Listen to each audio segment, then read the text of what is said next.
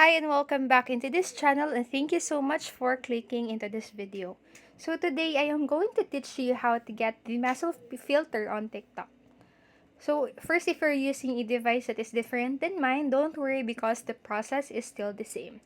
So the first step we are going to do is to actually install an app called TuneMe.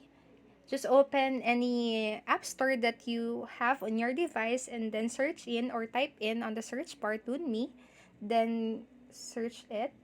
And then this is the app that you will need to uninstall to your device. And after installing the device, just open it up. And then you'll see this on your screen whenever you go to the tune effects section of the on the app, and then just choose this effect right here. And after a few seconds, you'll see this on your screen and just tap onto choose photo.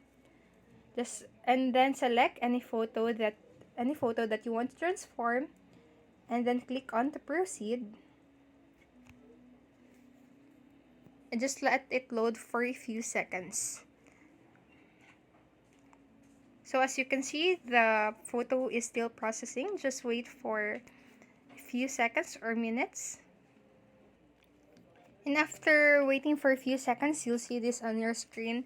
And to actually download it or to download it without watermarks, you'll need to get the premium version of the app.